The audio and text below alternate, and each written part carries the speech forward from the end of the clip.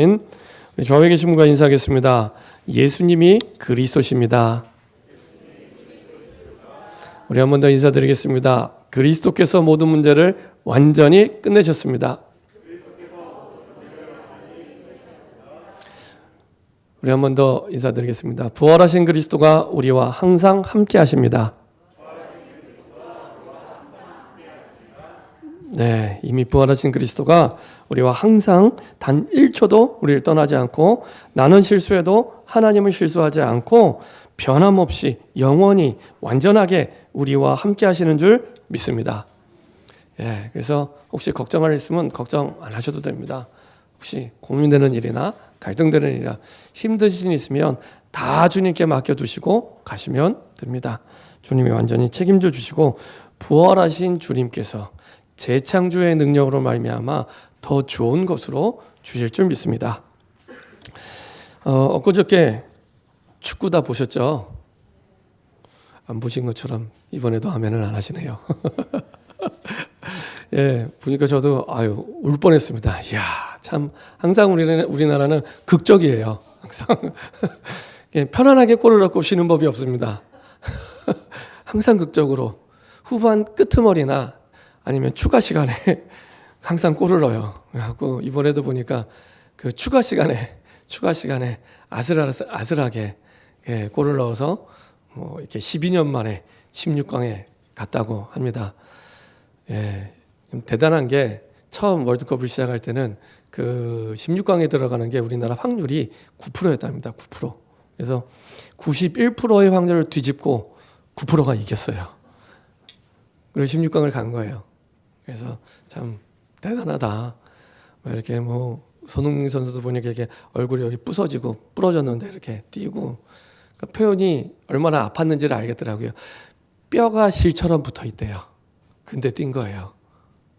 내 얘기가 아니니까 전부 별로 안 아파하시는데 얼굴뼈가 이렇게 실처럼 붙어 있는데 뛰었다 그러더라고요. 근데 막 헤딩하고 막 이러면서 이야, 참 대단하다. 이런 생각을 했습니다.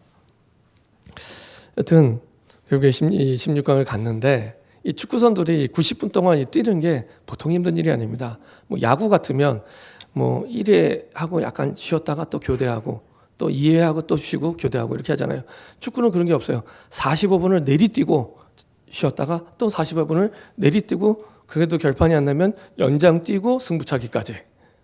그러니까 이게 축구 선수들은 오래 살기가 힘든, 이제 호흡을 늘 짧게 할 수밖에 없는 그런 운동인데 여튼 그렇게 많이 뜁니다.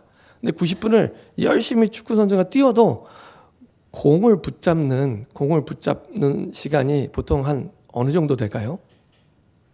90분 내 뛰잖아요, 선수들이.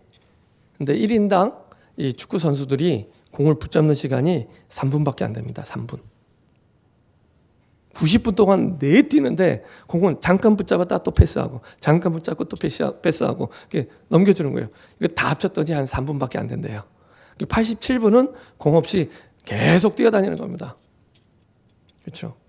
근데 골이 나고 그 다음에 이기게 되는 거 3분에 결정이 나잖아요. 3분. 우리도 마찬가지입니다. 한 주간 내 현장에서 일하고 뛰고 다 하잖아요. 근데 언제 결정이 나냐? 말씀 들을 때, 말씀 받을 때, 그죠? 그때 결정이 나는 겁니다. 내가 말씀을 어떻게 받느냐? 그때 모든 게 결정이 납니다. 많은 사람들은 그게 아니라고 생각을 합니다. 그게 아닌 것처럼 살아가고 있고 그게 아닌 것처럼 또 일을 하고 있습니다. 근데 공을 붙잡을 때 골이 나고 공을 붙잡을 때 그때 모든 일이 이루어지는 것처럼 하나님의 말씀을 받을 그때 모든 게 결정이 납니다. 그래서 예배가 중요합니다. 그래서 하나님의 말씀이 임하는 그때가 중요합니다. 그때. 구약 성경 전체를 보면은 하나님의 말씀이 임하는 그때 모든 게 결정이 납니다. 그때 이미 홍해는 갈라진 겁니다. 내 눈에 보이지 않았을 뿐 이미 홍해가 갈라질 것이라는 말씀이 임할 때 이미 갈라진 겁니다. 그렇죠? 여리고가 무너질 거라는 말씀이 임할 때 이미 여리고는 무너진 겁니다. 그렇죠? 그때 하나님의 말씀이 임하는 그때. 그래서 그 말씀대로 나타나고 말씀대로 이루어지게 됩니다. 이게 하나님이 신구약 성경 66권을 통해 우리에게 하나님의 역사를 체험하라고 주신 하나님의 방법입니다. 그래서 천지를 창조하실 때도 말씀으로만 창조하셨죠. 말씀으로. 빛이 있으라 하심에 빛이 있었고. 그렇죠. 말씀으로. 그래서 약속대로 부활하셨다는 건 어마어마한 응답이고 축복입니다. 우연히 어쩌다가 부활하신 게 아니라 이미 말씀해 주신 그대로 그리스도께서도 죽으시고 사흘 만에 부활하셔서 우리의 주와 그리스도가 되셨습니다. 그래서 이 그리스도를, 예수님을 그리스도로 믿는 자마다 재창조의 축복을 누리게 됩니다. 창조란 말은 무에서 유를 창조하는 게 창조입니다. 그렇죠? 재창조의 축복이 있다는 것은 어마어마한 축복입니다. 우리에게 아무것도 없어도 된다는 겁니다. 우리에게 아무것도 없어도 되는 거예요. 매일 하는 일이 실패해도 괜찮다는 겁니다. 매일 하는 일이 무너져도 괜찮다는 겁니다. 매일 하는 일이 안 돼도 괜찮다는 겁니다. 왜냐? 재창조의 축복이 우리에게 이미 주어졌기 때문에. 재창조의 축복. 다시 시작하는 정도가 아니라 더 좋은 곳으로 바꾸시는 재창조의 축복이 우리에게 주어졌기 때문에 괜찮다는 겁니다. 그래서 그리스도를 통해서 재창조의 축복이 우리에게 임하게 되는 겁니다. 그래서 그리스도의 언약을 붙잡고 기도할 때 재창조의 축복을 누리는 기도가 시작이 됩니다. 그래서 계속해서 우리 393 기도를 하고 계시는데요. 너무 좋아요. 우리 하루 시작을 정말로 성삼위 하나님의 영으로 나를 충만하게 달라고. 하루의 마무리를 성삼위 하나님의 영으로 충만하게 해달라고. 이렇게 시작과 끝을 기도로 하는 건 너무 중요합니다. 그래서 이렇게 기도 속에 있을 때 하나님의 말씀이 내 삶에 새롭게 정리가 되고 편집이 되기 시작하고요. 그 속에서 내 인생을 향한 하나님의 새로운 계획을 붙잡게 됩니다. 이전에는 문제를 붙잡고 아파하고 힘들어하고 고민했는데 문제를 붙잡고 아파하고 힘들어하고 고민하는 게 아니라 갈등하는 게 아니라 싸우는 게 아니라 이제는 하나님의 항상 더 좋은 계획을 붙잡고 내가 세운 계획도 아니에요. 그래서 내 힘이 필요 없습니다. 하나님이 주신 완전한 계획을 붙잡고 내 인생이 새롭게 설계가 되는 겁니다. 그 속에서 하나님은 세계복음화를 두고 우리의 현장을 전도로 가장 아름답게 디자인해 가시죠. 이런 언약의 여정 속에 하나님이 우리를 인도하고 계십니다. 이제 12월 달이 됐을 때 우리에게 가장 중요하게 확인해야 될 부분 우리의 정체성입니다. 이렇게 축복을 주시는 이유는 우리가 렘넌트이기 때문에 이런 그리스도와 재창조의 축복을 매일 우리에게 날마다 허락해 주십니다. 렘넌트는 복음을 가진 남은 자입니다. 복음을 가진 남은 자. 그래서 복음을 가지고 세상을 살릴 남은 자이기 때문에 하나님은 당연히 그리스도를 통해 주시는 재창조의 축복을 우리에게 주셔야 돼요. 안 주시면 안 돼요. 안 주시면 불법입니다. 그래서 당당하게 그리스도의 이름으로 기도하고 구하시면 됩니다. 남은 자로 불러주셨기 때문에 우리의 정체성이기 때문에 무엇을 하든지 무슨 일을 하든지 우리의 정체성이기 때문에 이 렘넌트라는 단어의 뜻은 남은 자라는 뜻도 있지만 이렇게 찌꺼기, 버려진 자, 이런 의미도 있습니다. 어찌 보면은 우리가 문제를 만났을 때 꼭 버려진 자처럼 아니면은 정말 망할 것처럼 보이는 이렇게 보일 수도 있지만 하나님 우리를 복음 가진 남은 자로 절대 망할 수 없는 세상을 살릴 남은 자로 이미 축복해 주셨습니다. 그래서 이 시대에 남는 자로 또 이 시대의 흑암 문화를 복음 문화로 바꿀 남을 자로 그리고 나와 똑같은 사람을 제자를 남길 자로 우리의 후대를 나처럼 축복 누릴 남길 자로 나를 부르신 겁니다. 대만에 가보니까 대만도 보니까 확실히 우상을 많이 숭배해요. 거기도 이렇게 특히 이제 대만도 그렇고 동남아에 가보면 그렇게 관우를 그렇게 섬기더라고요. 관우. 그래서 시커먼 수염을 가지고 이렇게 신당을 차려놓고 얼마나 많이 섬기는지 몰라요. 택시를 탔는데도 택시에도 이렇게 그게 있고요. 그리고 타이페이 그 도시도요. 우리나라만큼이나 되게 비싸요. 땅이나 집이. 근데 그 좋은 자리에 그 관우를 딱 섬기기 위해 만든 사원이 있더라고요. 관우가 한 5명 앉아 있어요. 시커먼 소리면 마지막에 앉은 관우는 얼굴도 없어요. 다 시커매요. 그냥 나중에 제가 한번 사진을 보여드릴게요. 그리고 얼마나 많은 사람들이요 그 앞에 절을 하는지 멀쩡하게 생긴 사람들이 그 앞에 절을 해요. 그리고 막 이제 불안하고 두려우니까 거기 가서 계속 운세 뽑고 있고 이렇게 운세를 뽑고 있고요. 그리고 가면은 이게 섬기는 사원이 이렇게 있으면 옆에 쫙 또 이렇게 운세에 따라서 점을 봐주는 사람이 한 10명쯤 앉아 있어요. 점을 봐주는 사람이. 그럼 이제 들어가면 이렇게 그 나무함 같은 저희 우리 황금꽂이 같은 그런 나무함이 있는데 거기에 자기 이제 연도별로 이제 자기 점괘를 뽑아요. 자기 연도별로. 그거 가지고 자기 마음에 드는 앉아 있는 사람한테 가서 그걸 보여주고 상담을 하는 겁니다. 참 멀쩡하게 생겼는데 그렇게 하더라고요. 그렇죠? 찾아오는 그 영적 문제를 이길 수가 없기 때문에. 그리고 또 이제 그 조그만한 나무 조각이 있어요. 이렇게 동그란 나무 조각을 이렇게 이런 S자으로 이렇게 딱 갈라놓고 나무 조각 2개를 가지고 이렇게 던져요. 던지면 이게 2개다가 이렇게 엎어져 나오든지 아니면 이렇게 나오든지 이렇게 나오면 이제 거기에 따라서 자기 이제 결정을 하는 겁니다. 내가 이제 결정하고 어떤 일을 추진해야 될지 아니면 내가 멈춰야 될지 아니면 기다려야 될지를 그 나무 조그만한 토막 그 2 조각에 자기의 운명을 맡기고 그걸 던지는 거예요. 계속 던져요. 그리고 또 절하고 계속 절하고 또 던지고 또 절하고. 그래서 야, 참 너무너무 안타깝다. 너무 많아요. 그러다 보니까 사실은 여러 가지 많은 어려움들이 와 있고요. 특별히 대만 같은 경우는요, 아시아 최초로 동성 결혼을 허락한 나라입니다. 그래서 그쪽의 선교사님들 얘기를 들어보니까 다른 나라에서 일부러 동성이 결혼하러도 온대요. 젊은이들이. 다른 나라에서 허락을 안 해주니까. 그래서 결혼하기 위해서 또 이제 대만을 오는 거예요. 그러니까 후대들은 계속 흑암 문화 속에서 죽어가는 겁니다. 그런 현장 속에 복음의 답을 몰라서 정말 인생의 답이 복음임을 전달해 줄 수 있는 남은 자로 하나님이 저와 여러분들을 부르셨습니다. 그래서 이 부활하신 그리스도의 축복을 누리기 위해 주신 그 마지막 메시지는 그리스도에 대한 메시지였는데요. 우리에게 주어진 그리스도는 어떤 그리스도냐? 이미 영세전부터 계셨던 그리스도. 그래서 구약에 있는 모든 사람들은 이미 계셨던 그 그리스도로 말미암아 그 그리스도를 믿고 응답과 축복을 누렸죠.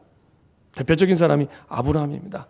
오실 그리스도를 믿고 구원을 받고 그 축복을 누리게 됩니다.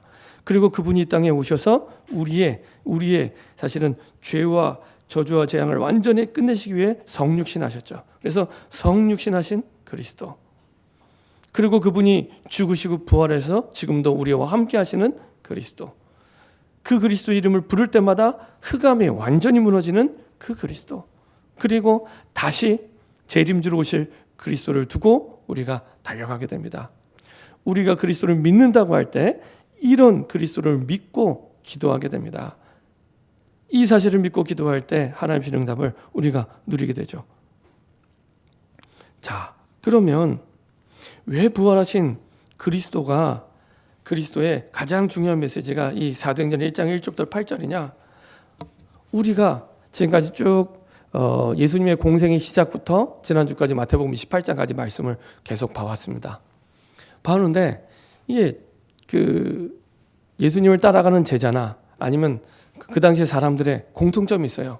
예수님은 끊임없이 항상 한 가지 메시지만 하십니다. 한 가지 메시지. 내가 그리스도야. 내가 그리스도야. 나를 믿으면 돼. 내가 길이야. 어떤 문제가 와도 내가 진리야. 사람의 말이 진리가 아니라 내 말이 진리야. 그리고 내가 생명이야. 이거를 계속 내가 그리스도 되심을, 예수님이 그리스도 되심을 계속 말씀하세요. 근데 사람들이요, 그것만 몰라요. 그것만 몰라요. 따라다니는 무리뿐만 아니라 같이 먹고 자는 예수님의 제자들도 그것만 몰라요. 예수님이 그리스도 되신 그것만 몰라요. 수없이 많은 능력과 증거를 봤는데 그래서요, 응답이 기준이 되면 안 됩니다. 응답이 기준 되면 응답이 없으면 또 흔들리게 됩니다. 아무리 눈에 보이는 증거와 역사를 보여줘도 제자들이 안 믿어요. 안 믿어요.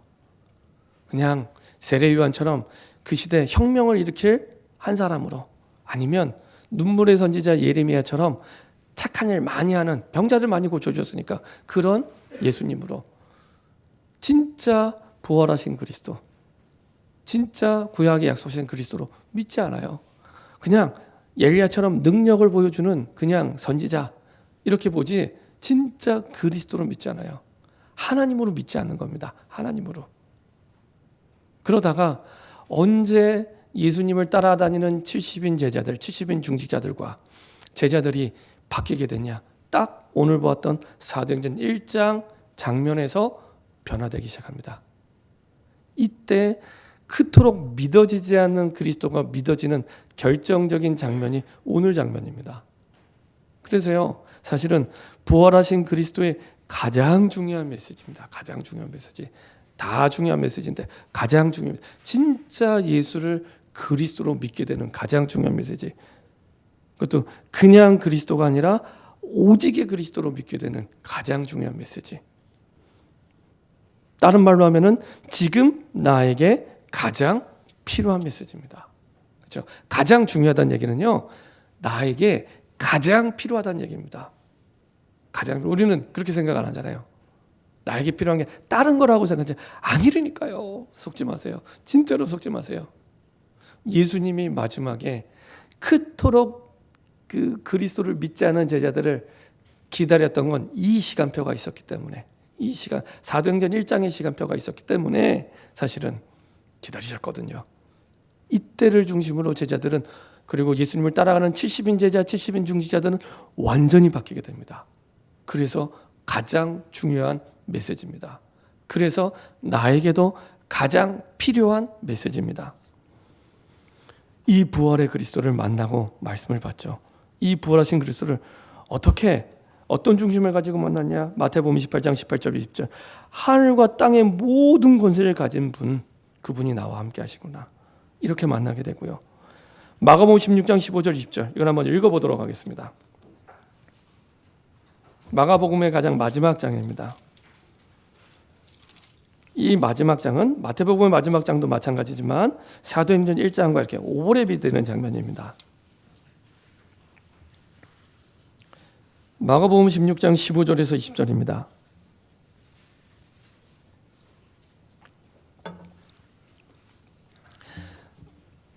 우리와 함께 하시는 그리스도인데 역사하시는 그리스도로, 또 치유하시는 그리스도로 말씀하고 있죠.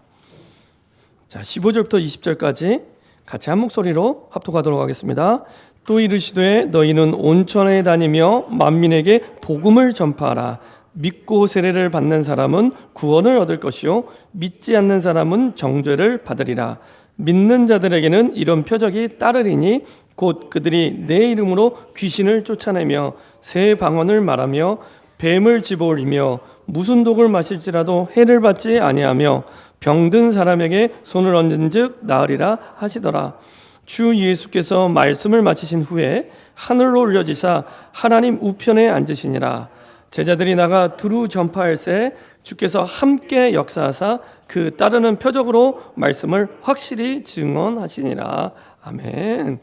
이 말씀 속에는 함께 역사하시는 그리스도, 그 가운데서도 반드시 우리를 치유하셔서 그 따르는 표적으로 말씀을 확실히 증언하도록 우리를 인도하신답니다. 그러니까요, 우리가 하나님의 말씀을 확실히 증언하기 위해 하나님은 우리의 모든 연약함을 친히 치유하시고 바꿔주셔서 결국에는 우리에게 주신 예수가 그리스도라는 복음이 맞도록 하나님이 깨닫고 보여주시는 거죠. 그 보좌 앉은 주님께서는 그냥 앉아만 계신 게 아니라 함께 역사하셔서 하나님이 주신 생명의 복음을 전달하게 하시죠. 그리고 그 응답의 장면이 사도행전 1장 1절에서 8절의 장면입니다. 누가는 조금 그걸 구체적으로 이제 표현해서 어떻게 그런 일들이 일어나는지를 말씀하고 있죠. 그래서 사도행전 1장 1절에 정말로 누가복음에 말씀하신 그 그리스도, 근데 이 그리스도는 그냥 그리스도가 아니라 오직 그리스도, 오직 그리스도를 지금 표현하는 겁니다. 그 오직 그리스도로 그리스도의 복음을 붙잡을 때, 정말로 그리스도의 언약을 붙잡기만 하면 마태복음 28장에 역사하신 그리스도가 지금도 나에게, 마가복음 16장 15절 20절에 약속하신 그 그리스도가 지금도 나에게 역사하시구나. 이 길은 그리스도밖에 없구나. 오직 그리스도로 붙잡게 될 때 오직 하나님의 나라가 임하게 되는 겁니다. 그래서 예수님이 부활하고 승천하기 직전까지 40일을 다 그걸 설명하는 데 사용하셨어요. 어떻게 하나님의 나라가 임하게 되는지, 어떻게 하면은 내가 지옥 같은 어려운 삶, 질병과 가난과 여러 가지 많은 그 문제 속에 내가 어렵게 살아가는데 그 현장이 하나님의 나라로 바뀌는지, 그 하나님의 나라로 바뀌는 하나님의 나라의 일에 대해서 40일 동안 계속 말씀하셨죠. 가장 중요한 열쇠가 그리스도를 오직으로 붙잡을 때, 그때 하나님의 나라가 장소와 일과 사건과 문제와 상관없이 오직으로 하나님의 나라가 임하게 됩니다. 그렇죠? 그래서 염려하지 말고 기다리면 돼. 이게 예수님이 주신 마지막 실천 사항이었습니다. 마지막 실천. 뭐 하려고 하지 마. 말씀보다 앞서가지 말고, 말씀 뒤처지지 말고 하나님의 주신 말씀을 붙잡고 기다려. 이게 시작이야. 그렇죠? 이게 시작입니다. 그래서 우리가 지난 주간에도 중직자 때의 말씀을 받았던 것은, 모든 중직자의 가장 중요한 응답의 시작은 말씀 앞에 기다리고 말씀 받는 거거든요. 그렇죠? 우리 산업인들이 진짜 응답받는 시작은 하나님의 내 산업과 현장을 통해 주신 말씀을 붙잡고 기다리는 게 시작입니다. 내가 가고 내가 선택하고 내가 내 인생 사는 게 아니라, 그건 불신자도 할 수 있는 거예요. 예수 안 믿어도 할 수 있는 겁니다. 그거 말고 이제는 하나님의 나라를 위해 바르게 응답받는 하나님의 방법은 기다리는 겁니다. 하나님의 말씀을 기다리는 겁니다. 마지막에 어쩔 수 없이 기다리는 게 아니라 우리 항상 시작이 말씀을 기다리고 시작하는 겁니다. 그렇죠? 초대교회가 그렇게 시작이 됐습니다. 하나님의 능력과 역사가 그렇게 시작이 됐습니다. 그래서 말씀을 기다리는 거, 뭐 안 하셔도 돼요. 하라고 말씀 안 해요. 그냥 내가 있는 자리, 어려운 현장일 수도 있고 힘든 현장일 수도 있다, 피하지 말고 그 자리에서 말씀을 붙잡고 기다리시면 됩니다. 기다리시면 됩니다. 자, 염려하지 말고 기다려라. 그러면 반드시 사도행전 2장 8절 오직으로. 오직이란 말은 내 환경과 상황과 조건과 사람과 전혀 상관없이 성령이 임하신대요. 성령이 임하신대요. 어느 정도가 뭐냐? 하늘의 권세와 능력이고요. 이 능력을 받으면 예루살렘과 온 유대와 사마리아와 땅 끝까지 증이 될 만큼, 우리 지금 말로 하면은 237개 나라와 미전도 5천 종족을 넉넉히 살릴 만큼의 능력으로 임하게 됩니다. 그렇죠? 이 축복과 응답이 사도행전 이 1장에 있는 거예요. 1장이에요. 그렇죠? 가장 중요한 메시지. 그러면서 지금 나에게 가장 필요한 메시지입니다. 그래서 두 번째, 이 사건, 사도행전 1장의 사건은 지상 최대의 사건. 그렇죠? 이전의 역사와 지금의 역사와 앞으로의 역사상 모든 역사를 통틀어서 지상 최대의 사건입니다. 그렇죠? 이때에 그리스도가 믿어짐을 말미암아 전 세계를 살릴 가장 중요한 시작이 됐기 때문에 지상 최대의 사건입니다. 그렇죠? 이게 갈보리산 사건이요, 감람산 사건이요, 마가다락방 사건. 그래서 갈보리산, 그 초신자들은 이제 오해하는 경우가 많아요. 갈보리산하고 골고다 언덕하고 다른 건 줄 알아요. 아닙니다. 같은 겁니다. 골고다 언덕이 갈보리산입니다. 사실은 마리산이지 사실은 언덕이거든요. 언덕. 제가 이스라엘 성지순례 가보니까 산이 아니라 그냥 언덕이더라고요. 언덕. 근데 여튼 거기서 예수님이 십자가에 달리시잖아요. 요한복음 19장 30절에 다 이루었다. 우리가 짊어지고 가야 될, 내가 예수를 믿는다고 하면서도 지금도 힘들어하고 아파하고 두려워하고 걱정하고 고민하는 모든 문제를 십자가에서 다 끝내시고 그리고 가장 좋은 하나님 계획으로 준비하시고 다 이루셨습니다. 십자가에서 이미 이 사건이 갈보리 사건이죠. 그리고 다시 이 제자들 감난산을 와서 이제 세계를 복음할 하나님의 약속을 받게 됩니다. 다시 한번 그리스도를 오직으로 붙잡도록. 그래서 반드시 모든 것 뛰어넘어서 하나님의 나라가 임하고 딱 끝까지 증명될 것을 다시 한번 말씀으로 약속해 주시고요. 그리고 그 언약을 붙잡고 다시 감람산에서 마가다락방으로 내려오게 됩니다. 마가다락방에 모이게 됩니다. 하나님 주신 마지막 실천사항을 실천한 거죠. 예루살렘을 떠나지 말고 아버지의 약속하신 것을 기다리라. 이 말씀을 하실 때는 감람산에서, 이 말씀을 듣고 이제 마가다락방에 우리 어디서 모일까 하다가 마가다락방으로 모이게 된 겁니다. 그렇죠? 거기 모여서 이제 약 열흘 동안 하나님 주신 언약을 붙잡고 기도를 시작한 겁니다. 그렇죠? 이런 어마어마한 사건과 응답이 이때 시작이 된 겁니다. 자, 그랬더니 드디어 약속대로 모든 일을 이루시는 하나님께서 그 언약대로 말씀으로 약속하여 주신 대로 성취하시죠. 사도행전 2장 1절부터 47절에 보면요, 정확하게 그리스도를 오직으로 붙잡은 사람들을 통해서 하나님의 능력과 역사가 일어나게 됩니다. 약속대로. 예루살렘이 어떤 땅입니까? 이 제자들과 예수님을 따르는 70인 제자들과 중직자들을 죽이려고 하는, 사실은 그런 땅입니다. 그런 땅에 하나님의 나라가 임하게 되고, 그런 땅에서 오히려 그 땅이 변화가 되고, 사실은 많은 사람들이 예수를 믿고 주께로 돌아오고 제자들이 일어나게 되죠.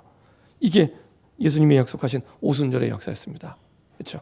예수님이 죽으실 때는 유월절 절기에 따라 죽으시고요. 그리고 예수님이 부활하셔서 이제는 오순절의 절기에 따라서 역사하시죠. 이것도 역시 구약에 주신 언약대로, 말씀대로, 그렇죠? 그대로 그 말씀대로. 그렇죠? 내가 말씀 붙잡고 기도하는데 하나님 역사 안 하셨다. 그럼 하나님께 따지셔도 됩니다. 그렇죠? 말씀대로 역사하시면 하나님 불법이기 때문에 당연히 하나님이 말씀대로 응답을 주십니다. 그리스도를 오직으로 붙잡은 사람들을 통해서 오순절의 역사가 일어나되죠. 그래서 사도행전 2장 14절부터 36절에 보면은 얼마나 베드로가 그리스도를 오직으로 붙잡았는지 확실하게 나옵니다. 자기를 죽이려고 하는 그 사람들에게 오히려 확실하게 선포하죠. 너희가 십자가에 죽인 그 예수가 우리의 주와 그리스도가 되셨다. 정확하게 그리스도의 복음에 대해서 오직으로 얘기합니다. 그냥 한번 예수 믿어봐, 그 얘기가 아니고요. 안 믿으면 안 돼. 이 복음만이 너의 살 길이야. 오직으로 얘기한 겁니다. 사도행전 3장 가면 더 확실하게 얘기합니다. 안진병에게 확실하게 얘기합니다. 뭐라고 얘기합니까? 사도행전 3장 6절에 보면은 은과 금은 내게 없거니와, 이 말은요, 안진병이에게 그리고 그 당시 많은 사람들에게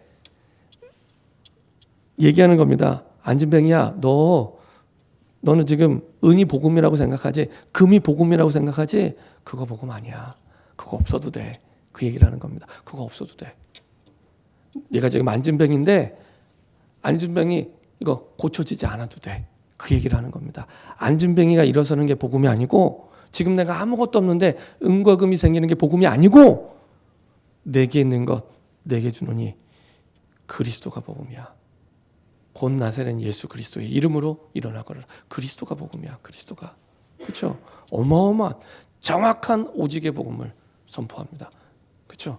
안진병이는 일어나도 되고 안 일어나도 돼요. 일어나도 되고 안 일어나도 되고, 은과 금이 있어도 되고 없어도 되는 겁니다. 그렇죠? 안진병에게 있어서 살아 있을 동안만 인생이 아니고 영원한 영생을 두고 복음을 얘기하는 겁니다. 영생을 두고, 네가 지금 필요한 건 앉았다 일어나는 게 아니고, 은과 금이 생기는 게 아니고, 많은 사람들이 은과 금 생기려고 지금 성전 미문 앞에 데려다 놨는데 그거 아니고, 내가 만난 그리스도야. 내가 만난 그리스도, 나를 구원하신 그리스도, 그게 복음이야. 그게 오직 복음이야. 그걸 얘기하는 겁니다.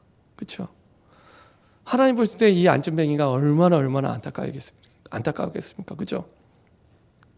성전 앞에 있는데 예배드리러 가지 못하는 거예요. 성전 앞에 있는데 복음을 모르는 거예요. 세상에서 제일 안타까운 사람. 그리고 사람들은 은과 금이 복음인 것처럼 앉아서 구걸할 수 있도록, 제일 구걸하기 좋은 장소가 그 자리거든요. 바리새인들, 사두개들은 착한 일을 자랑하기 좋아하기 때문에 자기의 자랑을 위해서라도 선행을 하는 그 자리, 가장 은과 금을 잘 벌 수 있는 자리가 그 자리거든요. 하나님 볼 때는 제일 안타까운 겁니다. 네가 복음 받으면 끝나는 건데, 복음 받으면 끝나는 건데, 복음 받을 수 있는 그 성전 앞에 앉아 있는데도 복음을 복음으로 못 붙잡고 있는 그 안전병이 제일 안타까운 겁니다. 그렇죠? 어쩌면 우리가 많은 성도들이 교회를 다니고 있고 예배를 드리고 있는데 딱 복음만 모르는 사람, 그 사람이 하나님 볼 때 제일 안타까운 사람입니다. 성전 미문 앞에 안전병이처럼. 그렇죠? 복음을 오직으로 붙잡지 못하고 다른 걸 복음으로 붙잡고 있는 그 사람이 가장 안타까운 겁니다. 그렇죠? 나중에 사도행전 4장 가면 더 세게 얘기합니다. 베드로가 이제는 자기를 죽이려고 지금 재판장에 나왔는데 자기를 재판하는 대제사장, 바리새인, 사두개인, 서기관들 앞에서 당당하게 얘기합니다. 당당하게 얘기합니다. 다른 이로서는 구원을 얻을 수 없나니 천하 인간의 구원 얻을 만한 다른 이름을 우리에게 주신 일이 없다. 지금 죄인이 할 말이 아니에요. 그렇죠? 모든 걸 다 가진 사람 앞에서 세상 사람 보기에 아무것도 없는 사람이 얘기할 말이 아닙니다. 그죠? 근데 오히려 그 사람들 앞에서 얘기합니다. 다른 길 없어. 다른 길 없어. 오직 그리스도만이 유일한 살 길이야. 다른 길 없어. 그 얘기를요, 당당하게. 오히려 예수님 옆에서 주는 그리스도시요 살아계신 하나님의 아들이냐 그걸 고백했을 때보다 더 확실하게 그리스도를 고백하는 겁니다. 그때는 자기 목숨을 담보로 고백한 게 아니잖아요. 하나님의 은혜로 깨달았지만 사도행전 4장 12절은 자기의 목을 걸어놓고 하는 얘기입니다. 다른 얘기입니다. 그렇죠? 진짜 그리스도를 오직으로 믿는 믿음을 가지고 얘기하는 겁니다. 죽어도 좋다는데요. 그렇죠? 죽어도 좋다는데요. 그만큼 그리스도를 오직으로 붙잡고 고백하는 내용입니다. 그 속에서 사실은 사도행전의 시간표가 쭉 나오게 되죠. 사도행전 2장에 다섯 가지 시간표. 오순절 날이 임해하면서 하나님이 정확하게 응답의 시간표가 있다는 겁니다. 그래서 주신 언약에 따라 그 응답의 시간표 따라 그리고 그 응답의 시간표 따라 응답의 문이 열리기 시작합니다. 대표적인 게 사도행전 2장 9절부터 11절이죠. 세계 복음화를 위해 땅 끝까지 증인되기 위해 15나라 사람들이 예루살렘으로 오죠. 이게 신기하고 놀라운 일입니다. 초청한 적도 없는데 와서 예루살렘에서 15개 나라를 향한 선교의 문이 열리게 됩니다. 그렇죠? 지금 내 직장, 내 지역에서 하나님이 선교의 문들을 준비해 놓고 기다리고 계십니다. 그렇죠? 그 응답의 문들을 하나님이 열어가시고요. 거기에 따라서 하나님의 능력이 나타나게 됩니다. 그래서 자기를 죽이려고 하는 사람들 앞에서 오히려 그 예루살렘 성 안에 3,000명의 제자가 일어나게 되죠. 이거는 사람이 얘기해서 설명해서 제자에게 해달라고 요청해서 세워진 게 아니라 하나님의 능력으로 생명이 살아나고 제자로 세워지게 됩니다. 그렇죠? 이런 일들이요. 그 당시 예루살렘 인구가 5만에서 6만 명이에요. 얼마나 이 폭풍같이 오직의 복음이 그 예루살렘 구석구석 선포가 됐는지 예루살렘 전체를 완전히 뒤집어 버린 겁니다. 복음으로. 그런 역사의 흐름 속에 응답의 흐름 속에 언약의 흐름 속에 하나님이 이 시대 저와 여러분들을 부르신 겁니다. 이게 믿겨지세요? 어마어마한 축복과 응답의 흐름 속에 하나님 부르신 거예요.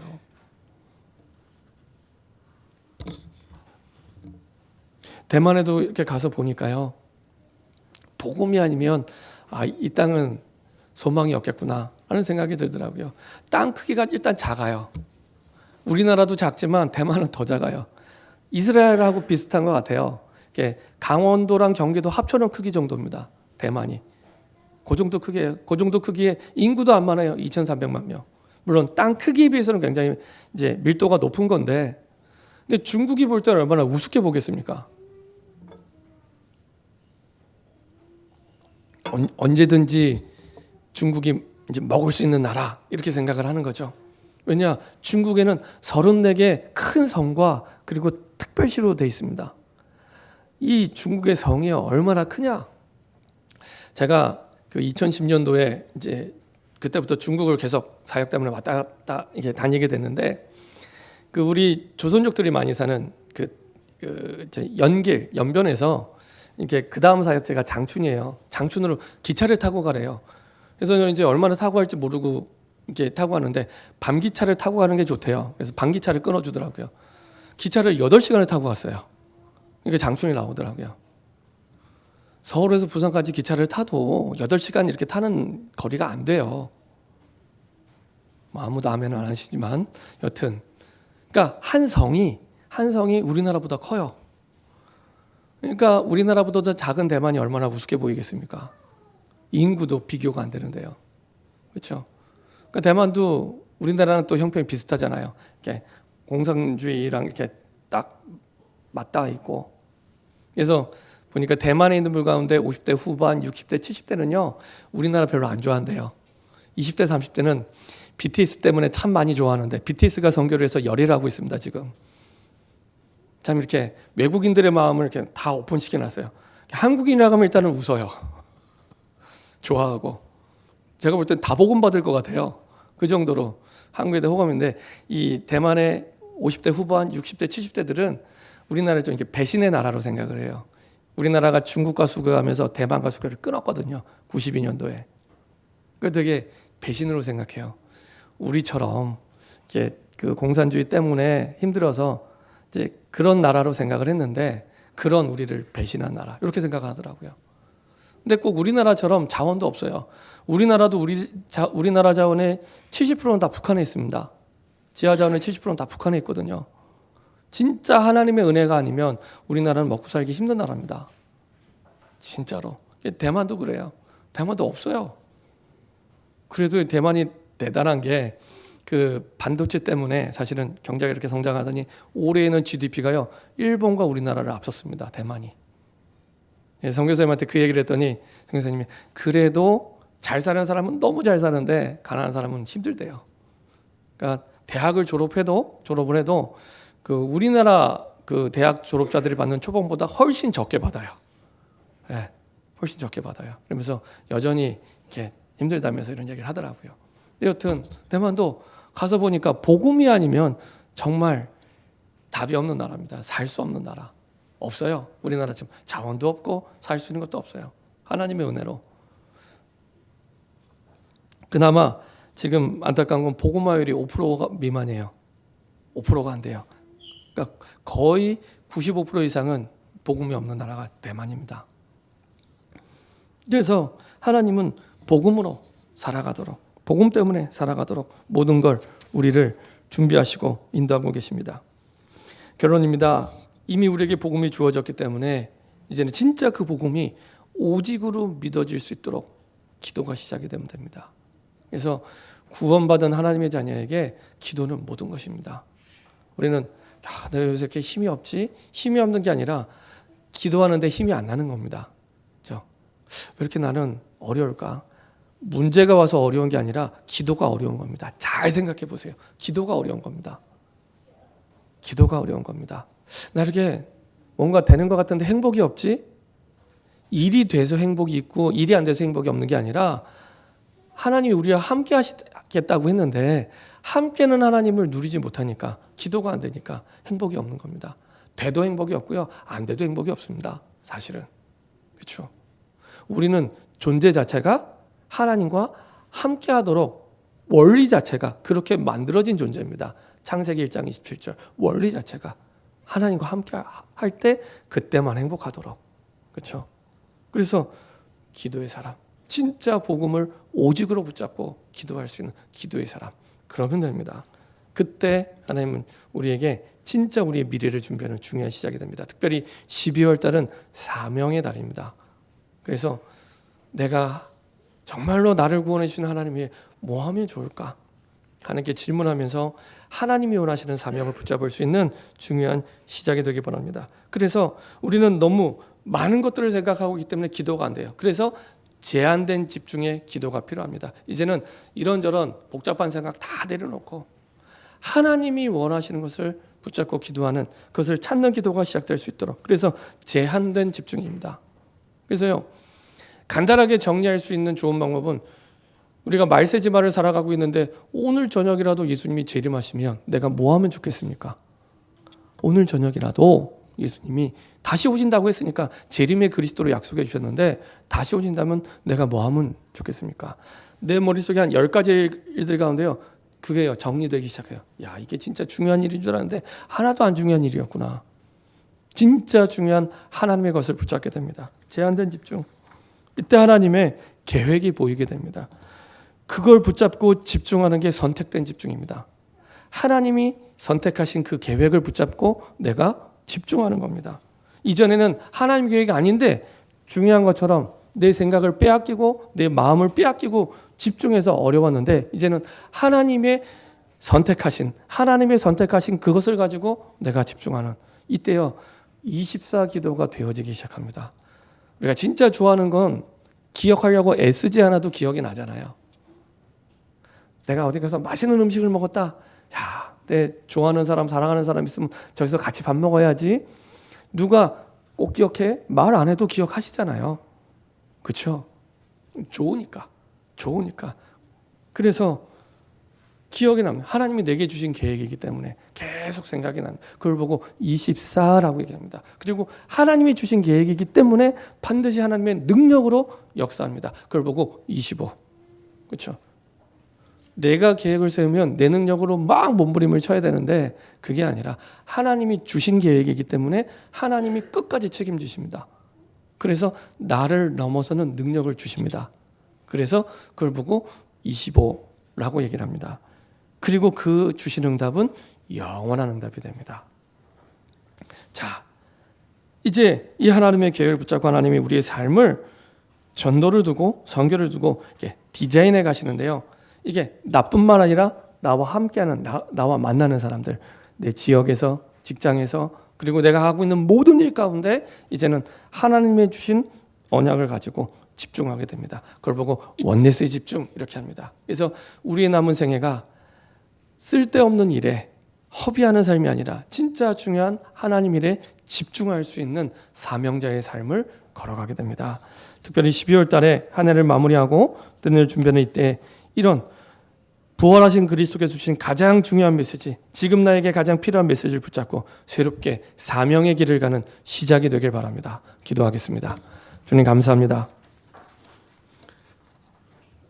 예수님과 3년 동안을 동행하면서 동고동락하면서도 깨닫지 못했던 그리스도가 사도행전 1장을 통해 오직의 그리스도로 붙잡게 하시고 깨닫게 하신 그 말씀이 나의 말씀이 되게 하시고 나의 언약이 되게 하여 주옵소서. 우리의 가장 중요한 메시지가 되게 하시고 나에게 가장 필요한 말씀이 되게 하여 주옵소서.